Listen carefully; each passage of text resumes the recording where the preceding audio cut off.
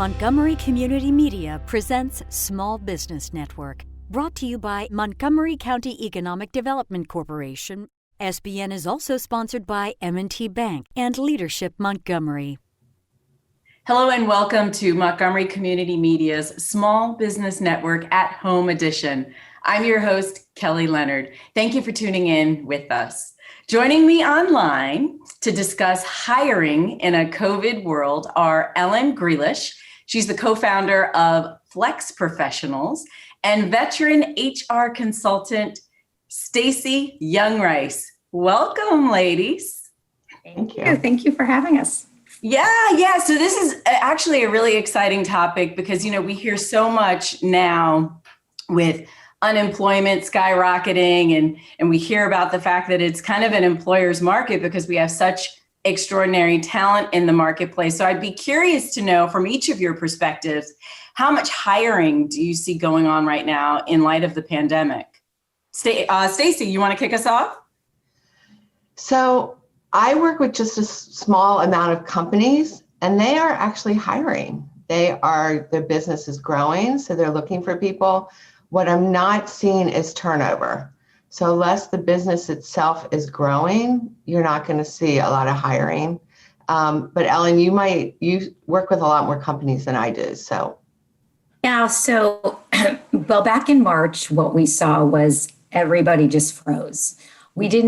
Fortunately, we didn't see a lot of layoffs, but what we saw was anybody who had plans to hire stopped hiring for a while. And I think people didn't know what was going on. And I think at that time, people thought, we'll just stop hiring. And then when this is over, we'll start hiring again, thinking, it might be over in a couple of months. And, come the summer, people realize this is not going to be over anytime soon. And we have to figure out a way. We're either going to, stagnate, or we got to figure out a way to continue to do business and grow. And so starting in that June, July timeframe, we started seeing hiring coming back. And I would say at this point, there's still a lot of unknowns. And with the election and the pandemic still going on, I think we're probably at about 75% to 80% of pre-pandemic. But keep in mind, that's kind of a generalization because I think there have been winners and losers from an economic and a hiring standpoint from the pandemic, so that, we're fortunate in the DC area that we have, and in Montgomery County, there's a lot of healthcare, there's a lot of IT, government contractors that weren't hit as hard. So they're doing okay, and we're seeing that hiring continue. But on the flip side, obviously people in retail, people in hospitality, we had a lot of meeting planners who were let go, and those people have not been hired back. So I think overall it's getting better, and there are some industries that are starting to hire more and more, and then others that still haven't rebounded yet.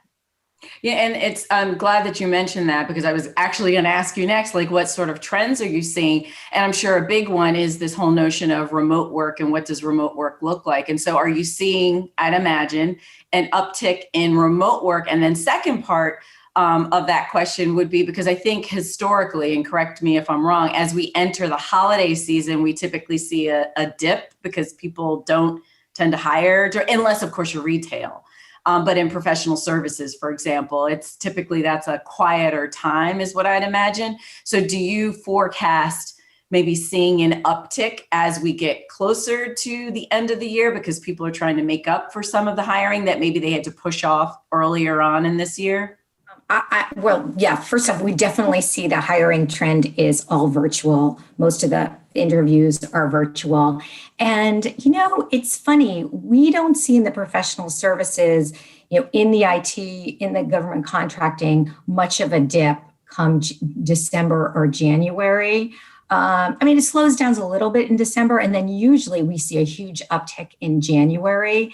And so I think companies are planning on continuing to hire, but depending on what happens, they have to be nimble and they have to be flexible. So I think they were going to have plans to hire, but they know that if the economy changes or the pandemic gets worse, then they've got to kind of retreat a little bit. So, but overall, I think people are, the trends that I'm kind of seeing is that besides virtual work, that geographic boundaries don't exist as much anymore.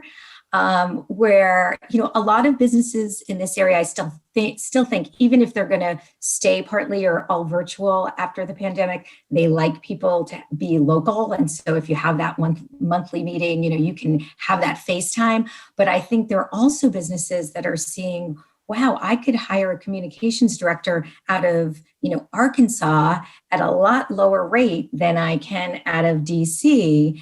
And because now I am set up to work virtually, now I have a bigger talent pool. So that's kind of one of the trends that I've been noticing.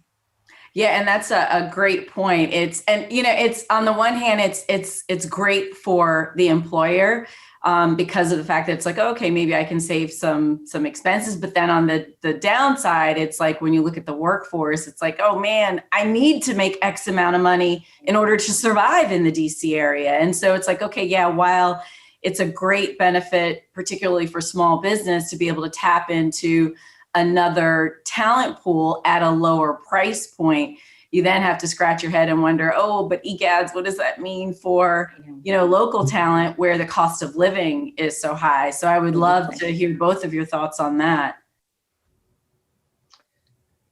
Ellen, I'm going to let you go on that one. I was going to talk more about the remote side of things later, but go ahead. Well, I think one of the things companies are a trend I'm seeing that I would caution people who are hiring.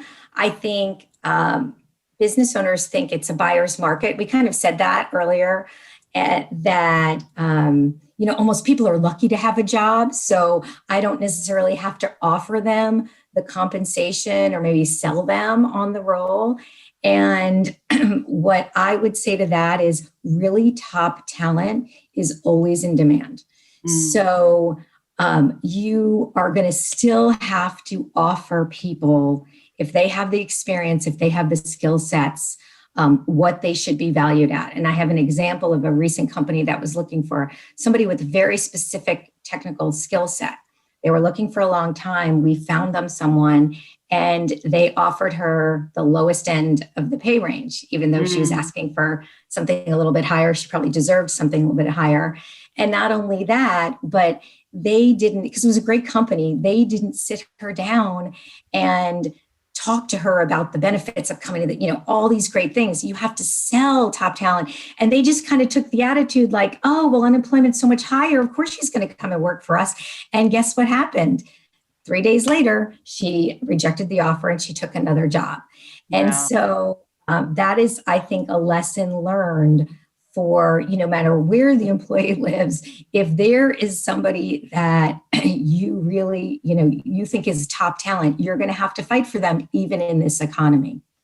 Yeah, good point. Good point.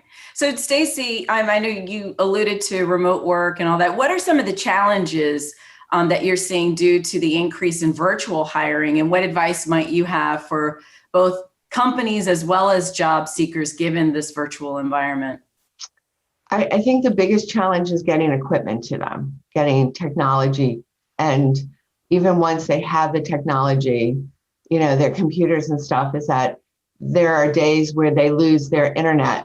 I consult for a company that's a call center, and when there's no internet for an employee, they can't make their phone calls, they can't do their job. And so we've had to sort of adjust our remote policy and how much time they can take off without charging with leave when they don't have that. But we've also been a lot more flexible. The companies are a lot more flexible. We would never let someone go visit and work from even international. We're allowing people to go if they're willing to work the hours that we need them internationally. They can go for 2 or 3 months, where in the past we haven't allowed that. If you want to take that leave off, you take it without working. But now that we know, a large time the technology is working, it's great. I mean, there was a group of people that all they had were desktops.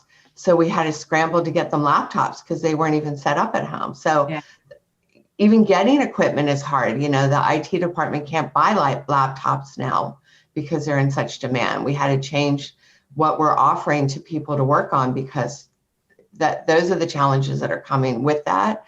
But total flexibility, and I don't see, a couple of my clients are not going, they were not going to allow any, we had telecommuting policies. Now we have remote work policies. We've changed the whole attitude of how things are working. And I love the way that this has allowed companies to learn the flexibility and allowed the stuff that we're talking about. People can work from home, which in the past they never thought they would or could. So it's been really great. It gives a lot, like we've been talking about. You can find talent from other places. You can set up things a lot differently. It's changed the whole attitude. It's awesome. It really is. So Stacey, those are all great points. And I was actually, even the technology being one of the challenges. The other challenge that I was thinking about is, what does this world look like? Like how is the workforce and or employers in there being flexible? How are they supporting the workforce in terms of the fact that so many employees are wearing multiple hats? They're not only the employee, they're also a school teacher part-time, when you think of parents of young children. So how have you seen the business community sort of flex that flexibility muscle to support parents who are wearing multiple hats throughout the workday? I think, I know that some of the time they're having more alternative work schedules. So 8 to 8 is the hours that we have. So we're allowing people to work shift hours or a little bit in the morning, a little bit more, that they make up their 8 hours in a different, as opposed to straight through. Mm-hmm. So there's a lot more flexibility on how people are working, a little bit more on part-time working. If you can't get in the 40 hours, we benefits are offered up to 30. So if you want to go down to 30, you can do that. Unfortunately, because it's more of a call center environment, there's not as much flexibility, but for other jobs, total, as long as you get your 8 hours in, you're getting your work done, do it when you can, which is great. Yeah, it is. The flexibility that I've seen take place. It's a new muscle that we're all learning, right? But it's nice to see that both sides are leaning into that. Ellen, did you have something to add on that? Yeah, I think, and I've been a proponent of flexibility for years. That's what your whole company's about. I think there's hence FlexProfessionals, right? FlexProfessionals. You put the flex in flexibility. There you go. We started it before it was cool. But there is, I think, the downside of virtual work is that if you look at the research, people have been working more than ever. Yeah. That they're working from home. And so it's really important, I think, that companies set boundaries and individuals set boundaries, or there can be a lot of burnout. So some examples of what I've seen are of companies saying, okay, we're not going to have any more Zoom meetings on Fridays. The people are already getting zoomed out, Zoom fatigue. So no Zoom meetings. Or I just heard of a company telling their employees, take your email off your phone, because there's the line between work and home is now very blurred. So I think companies should acknowledge that, and also acknowledge that their employees do have a lot more responsibilities now. And a lot of women and men are caring for their kids and helping them with math, during school. And so for companies to acknowledge that, and also to say, how can we help, right? So maybe before COVID, meetings between 10 and 2 were great for you, but now, maybe between 10 and 11 or 10 and noon, that could be the worst time.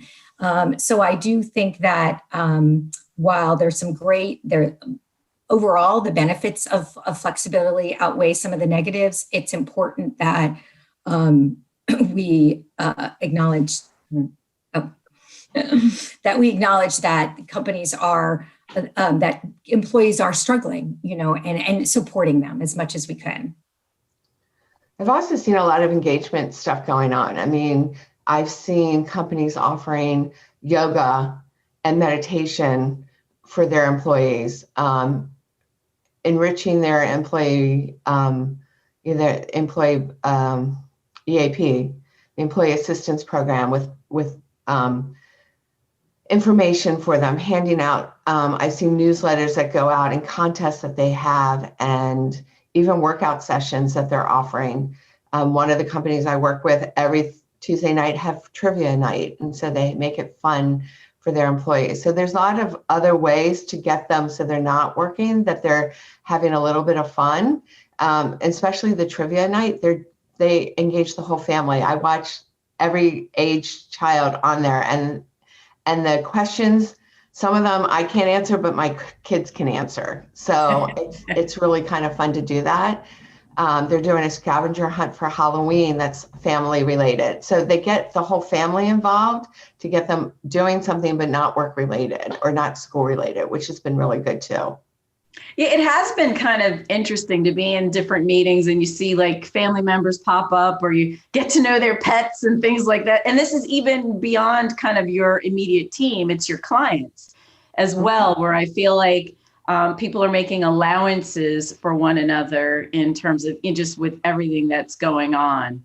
So Ellen, actually a question for you. So given all of the economic and political uncertainty right now, how can small business in particular, how can they balance hiring while minimizing some of their financial risk?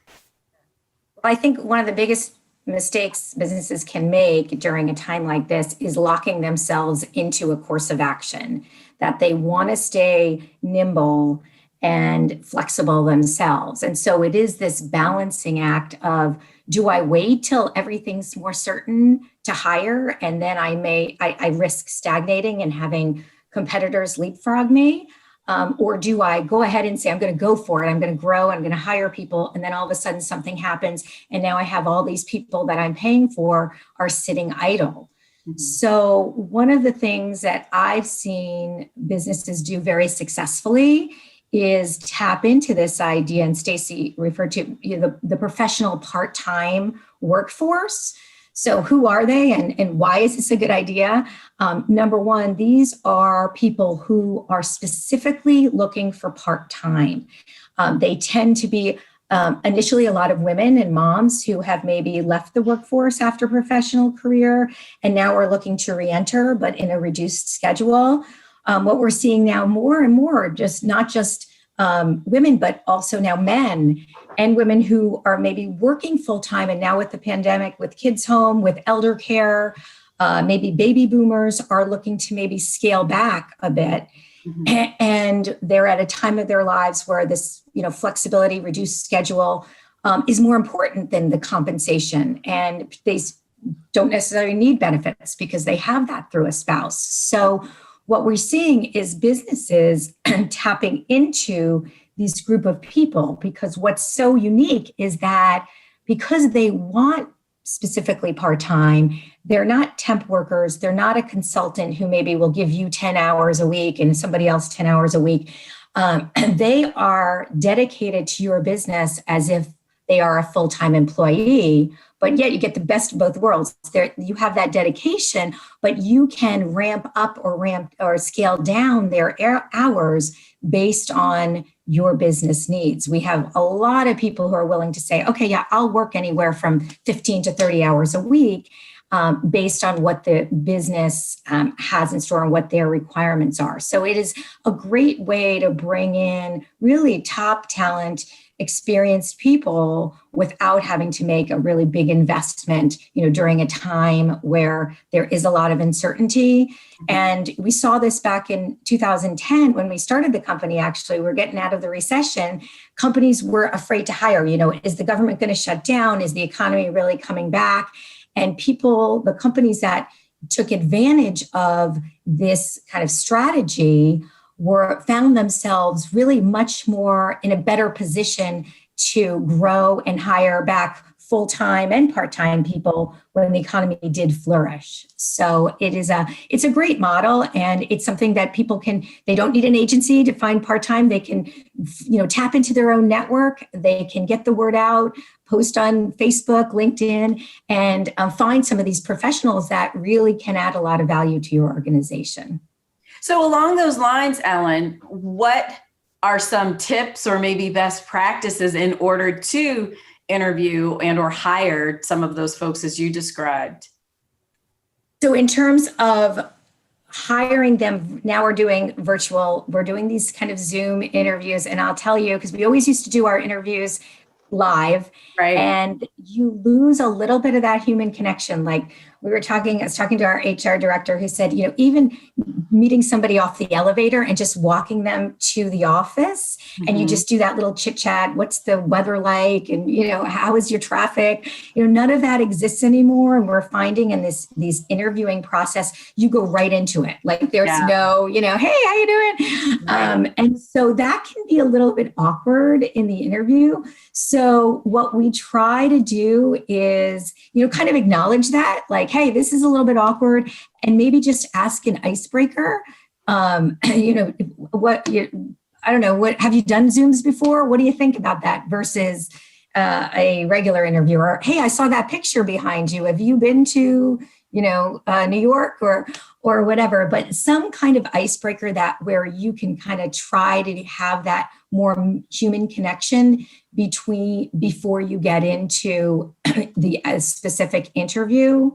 And then, when we're interviewing now over Zoom, we do look for a couple things. We look, has the person prepared? Have they put some effort in? How their appearance? We've had somebody come with wet hair. So, you don't want to do that. We try not to be picky, but, you got to show a little effort. The last thing I'd say is, which I think is interesting, with Zoom interviews, we're getting less thank yous after the interview. And I think it's because it's a little bit more casual and people forget, but still sending that quick email to our clients or to us after we do an interview and just, hey, thank you so much for your time. I really enjoyed that.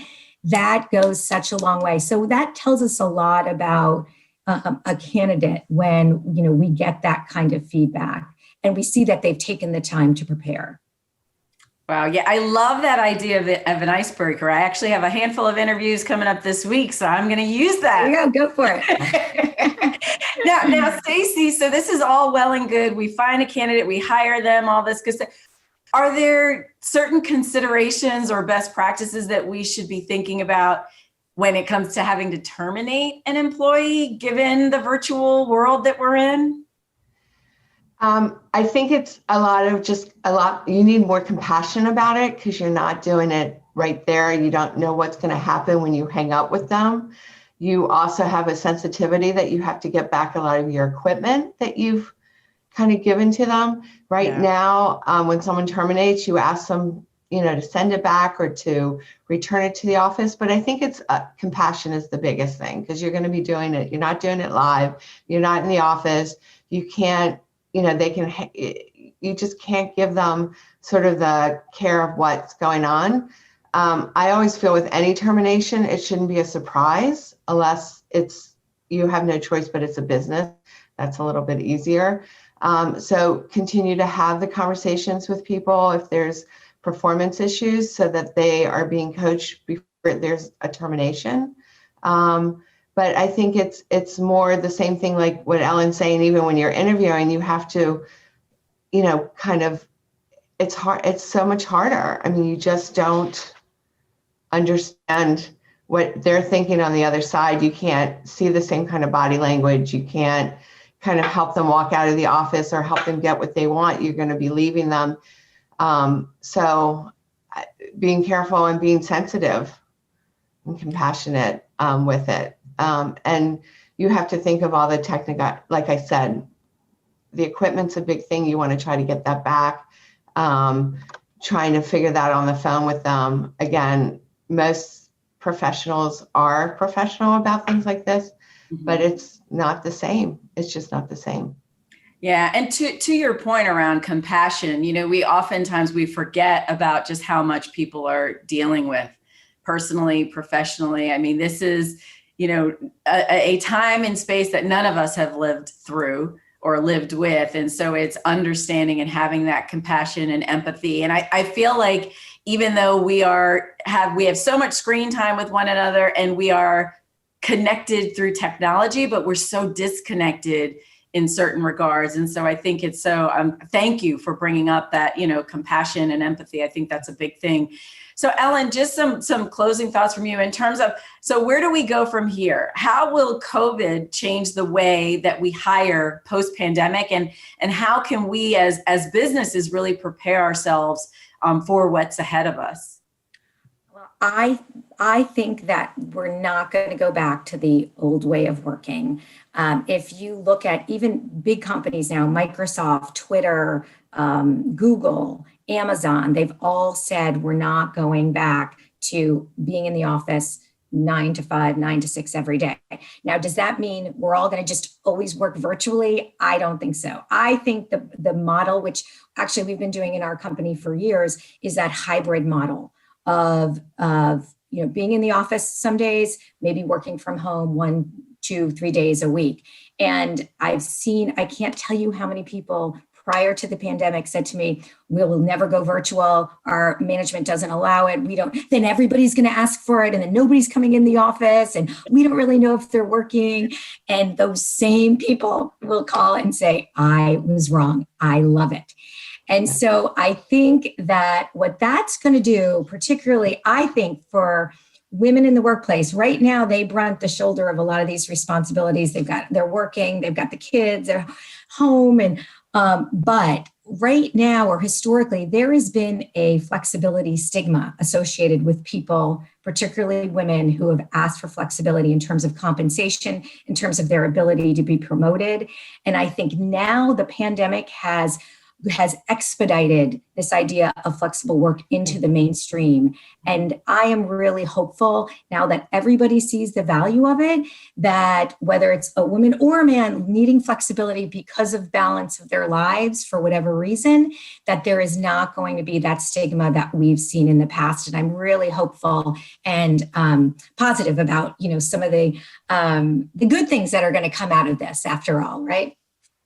Absolutely. Absolutely. So Ellen and Stacey, thank you so much for your time today. And thank everyone for tuning in online on behalf of the entire Small Business Network, our team, our partners and sponsors. We look forward to seeing you again soon. Be well.